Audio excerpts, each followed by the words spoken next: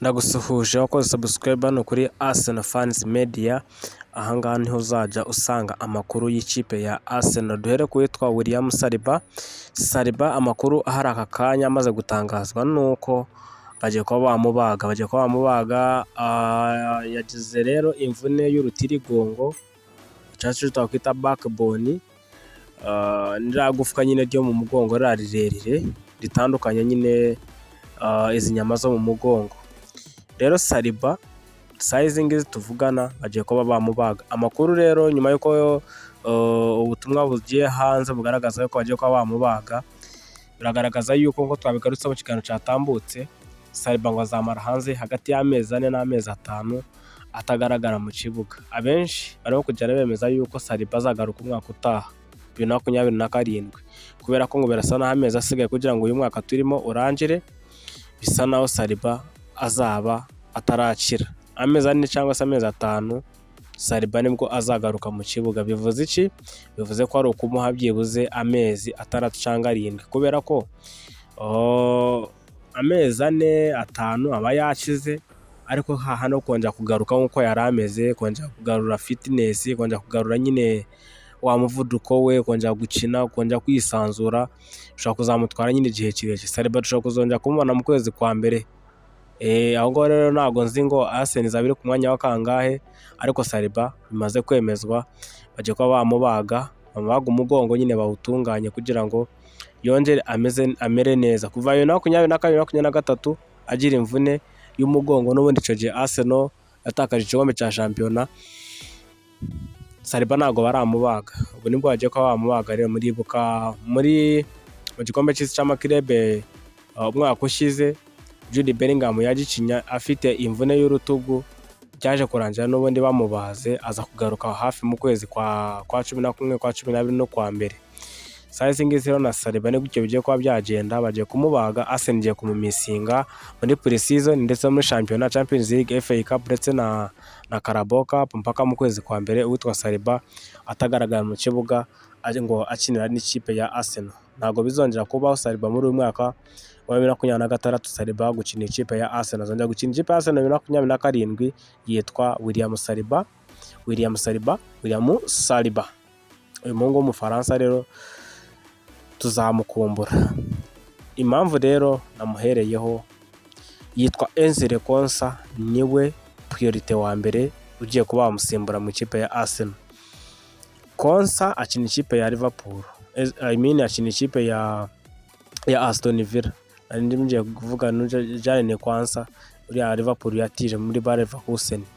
Enzile Konsa akina ikipe ya Aston Villa. Arsenal amwifuza kugira ngo imusimbuze Saliba, ariko utibagirwa ko Arsenal ifite Christian Muslera, n'ubundi bamuzanye ari umusimbura wa Saliba. Arsenal irashaka umudefanseri ugifite experience nyine mu gihugu cy'Ubwongereza, akabaza pe amenyere Premier League. Amakuru ahari rero nanone kandi Arsenal ngo mwibanga rikomeye cyane gushaka kuzana uwitwa John Stones.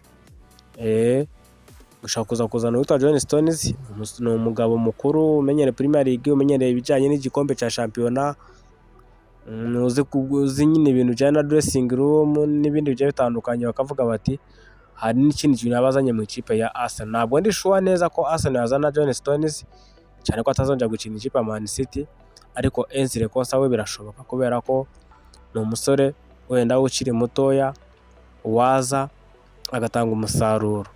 Ntabwo ari we wenyine, hari n'undi witwa Levi Colwill mu ikipe ya Chelsea, nawe Arsenal imuriho, ndetse na mugenzi we witwa Wesley Fofana.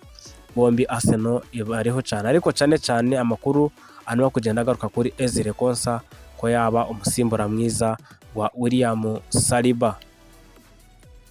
Reka turebe rero ku witwa Christian Norgard. Nawe agiye kubasohoka mu ikipe ya Arsenal yerekeza mu ikipe ya Crystal Palace. Cyane ko Crystal Palace irashaka kureba ko yarekora witwa Adam Wharton akerekeza mu zindi kipe zigiye zitandukanye. Rero Palace irifuza kuba yazana Christian Norgard akaba yayikinira. Christian Norgard wowe ubona Arsenal aricyo giye kugira ngo ibe yamusohora mu ikipe, uraza kumbwira muri comment. Ariko Arsenal iri force ko arekura abakinnyi, kubera ko ntabwo asinyisha abakinnyi udafite n'abandi urimo kugenda urekura. Declan Rice mwabonye ko bamusimbuje, abantu twakoze ikiganiro ku Muhuro Sports TV ngira ngo mwacumvishije, twagikoze live. Declan Rice bamusimbuje biza no kwafekta Ubwongereza gutsindwa. Uyu mugabo birasa naho ngo afite imvune yaramaze iminsi akiniraho ya hamstring injury, ariko nanone yoroheje inyama nyine zitako. Declan Rice bavuga yuko ngo zakwedutse. Amakuru ahari rero yizewe nuko ngo kuba Ubwongereza bwavuyemo, ikipe ya Arsenal igiye kureka Declan Rice abanze afateho uturuhuko ndetse n'abaganga bamwitaho. Ariko amakuru ahari nanone kandi ngo Declan Rice ntabwo azakina imikino ya shampiyona ibanza. Bivuga yuko imikino hafi 3, 4, 5 ibanza ya shampiyona Declan Rice ngo atazayikina, ndetse n'abandi bakinnyi baje batandukanye bari mu gikombe cy'isi. Ariko ubona yuko Arsenal n'ubundi irimo irashaka uburyo yakwinjiza uwitwa Bruno Guimaraes, akaba ari nayo mpamvu Declan Rice impungenge zaba nkeya, ariko ntabwo zabura kuba rero uyu muhungu garuka byaba bitinze. Ntabwo afite ikibazo cy'imvune baragikanganye cyane, ariko harimo n'umunaniro kugira ngo bamureke abanze aruhuke. Yitwa Declan Rice. Bukayo Saka nawe nuko, Bukayo Saka nawe afite imvune, ariko nanone nawe ni kwa kundi nyine Arsenal imaze iminsi ifite abaganga bameze nk'aba Real Madrid, abaganga badahozaho, abaganga bataze kuvura neza, batarimo gutanga ibikenewe byose kugira ngo abakinnyi bamere fit 100%. Arsenal irifuza yuko n'ubundi yamaze guhindura abandi baganga, irifuza ko yahatangira noneho ingamba nshyashya zo gutangira aba bakinnyi bose kubasuzuma, ikabareba indyo bakwiriye kurya, imyitozo bakwiriye gukora, byose bakabimanaginga, noneho pre-season zikagenda neza. Arsenal ikeneye abakinnyi bashyashya, ariko ikabanza ikareba nabo ifite ko bameze neza.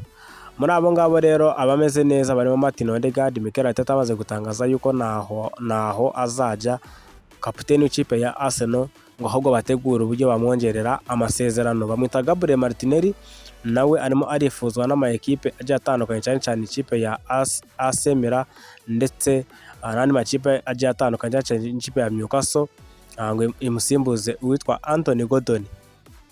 Bamwita kandi Christos Zolis, uwo twamugarutse ntabwo twamutindaho, nawe biri hafi cyane, biregereje kuba yasoza deal yo kwerekeza mu ikipe ya Arsenal The Gunners. Kandi subscribe, uyu ni wa muhungu wanyu Sam Muhungu Nyagatare.